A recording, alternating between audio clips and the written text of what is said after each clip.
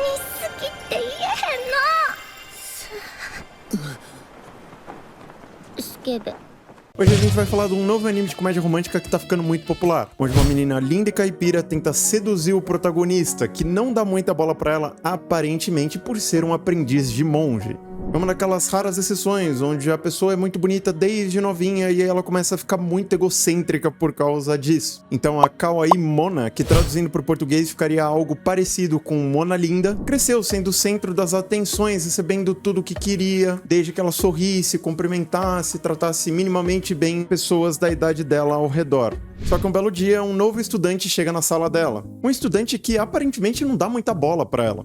Isso começa a incomodar muito ela. Ela fica um bom tempo incomodada até que ela resolve tentar provocar o moleque pra ver a reação dele. Só que, ao contrário do que ela esperava, ele faz uma careta muito feia, como se ele estivesse detestando o que ela estava fazendo com ele. Nisso, ela começa a ficar desesperada, porque é a primeira vez que alguém reage dessa forma ao charme dela, e vai atrás dele das formas mais malucas possíveis, vale dizer. No final do primeiro episódio, ela até chega a passar de alguns limites, principalmente para algo japonês. Aquilo tá longe de ser comum no Japão, principalmente na escola. E ele, pela primeira vez, acaba se mostrando muito ponta firme, o que dá umas palpitadas na menina, aquela coisa de comédia romântica padrãozinha que a gente já tá acostumado a ver. E a história vai seguindo a partir daí, com ela provocando ele sem entender direito por que ele faz as caretas pra ela, enquanto do lado do protagonista, na verdade, ele só tá tentando controlar a testosterona dele, porque ele fica muito excitado, mas ele é um aprendiz de monge, ele não quer cair em tentação.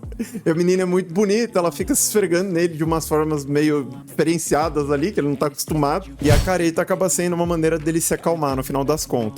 Como premissa inicial, para um primeiro momento da história, é um mal-entendido muito funcional, provavelmente vai divertir a maioria das pessoas que pararem para ver, eu mesmo tô achando muito engraçado, mas ao longo da história as coisas vão ficando um pouco mais sérias, porque logo de cara a menina já se apaixona por ele, por mais que ela não entenda direito o que ela tá sentindo naquele momento, e gradualmente eles vão se conhecendo melhor e isso vai virando recíproco, até porque em dado momento vai chegar num ponto da história em que esse mal-entendido vai ser desfeito. Quando isso acontecer, as coisas vão ficar bem mais fáceis. Só que depois que eles desfizerem esse mal-entendido, a história ainda vai continuar por um bom tempo, porque vai focar em triângulo amoroso. Não da forma como o Blue Box foca, porque Blue Box é muito diferenciado nesse sentido, vai ser um negócio mais padrão mesmo, só que é muito funcional, vai ser muito eficiente, funciona, é bom pra quem tá acompanhando a história. A não ser que você não goste de triângulo amoroso, né? Se você for uma pessoa que realmente detesta esse tipo de coisa, não tem muito o que fazer. Mas mesmo se for o seu caso, provavelmente vai valer muito a pena assistir o anime de Medaka pelo menos, o mangá eu já não posso afirmar, porque os personagens são muito carismáticos. Eles estão sendo muito potencializados pelos dubladores, que são muito bons, e no caso da Mona, até a legenda da Crunchyroll tá ajudando bastante, porque a menina, ela é de Osaka, até onde eu pude perceber. Ela tem um sotaque de Kansai. O sotaque de Kansai seria um sotaque meio caipira para os padrões do Brasil. Aí o pessoal da Crunchyroll resolveu traduzir o que ela fala como se fosse aquela mineira da roça, sabe? O que, de certa forma, até certo ponto, descaracteriza um pouco a personagem. Sim, principalmente porque em vários momentos eles acabam exagerando na maneira como eles traduzem o sotaque dela. Tem vários momentos que o sotaque dela não tá tão puxado assim, mas eles fazem questão de transformar ela naquelas caipiras que saiu da roça mesmo, que tá plantando café aqui em Minas, sabe?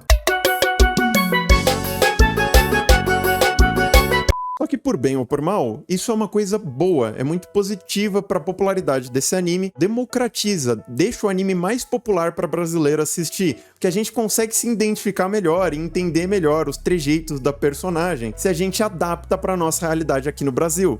Então transformar uma pessoa de Osaka numa mineira através da legenda ou até mesmo pela dublagem em português, se tiver, quando tiver, faz muito sentido, pelo menos para vender o anime pro público que é menos engajado com o japonês, etc.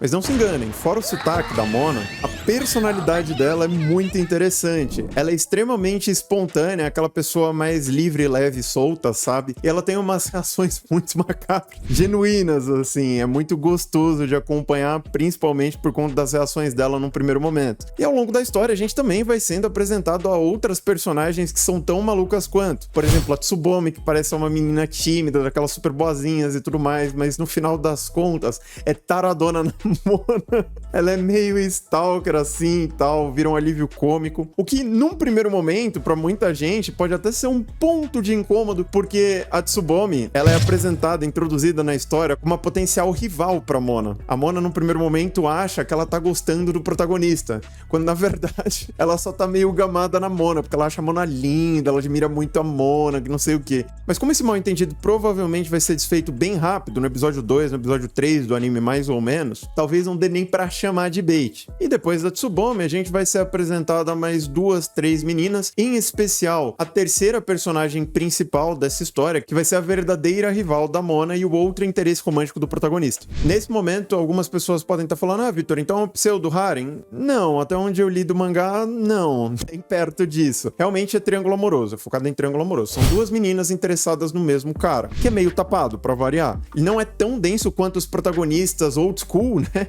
de comédia romântica japonesa, mas ele ainda é meio lerdão, assim, ele demora um pouco pra se tocar de muitas coisas, até porque o romance não é o foco desse cara, ele realmente tá focado em ser monge. Ele tá tentando não cair em tentação. A Mona não vai deixar isso acontecer, vocês vão ver o porquê. Quanto mais a história passa, pior ela fica em algumas provocações que ela faz, né? E ele começa a não conseguir mais parar de pensar na menina em um determinado momento, assim, é bizarro. Mesmo assim, ainda é uma relação muito bonitinha que esses dois vão tendo. Quando a outra menina que vai compor, né, que vai ser a última ponta do triângulo amoroso, ela começar a ter uma participação mais forte na história, o relacionamento entre ela e ele, e também o relacionamento entre ela e a Mona vai ser muito interessante, vão ter vários momentos divertidos e alguns momentos mais tensos relacionados a isso. A animação, no geral, tá muito bem feita para os padrões de um anime nesse estilo, e o mangá é bom. Não é muito bom como outros mangás que eu já mencionei aqui no canal, mas é bom. A arte é bonita, é bem enquadrado, os personagens são bons e não tem aquele excesso de texto bizarro que alguns mangakás por algum motivo gostam de fazer, como o autor de Kanokari, por exemplo. Por conta disso, independentemente de qual for a sua preferência, se você prefere o anime, se você prefere o mangá, Medaka provavelmente vai acabar te agradando bastante. Se você chegou até aqui e tá gostando do vídeo, não esquece de deixar o like e cogita se inscrever no canal caso você ainda não seja inscrito.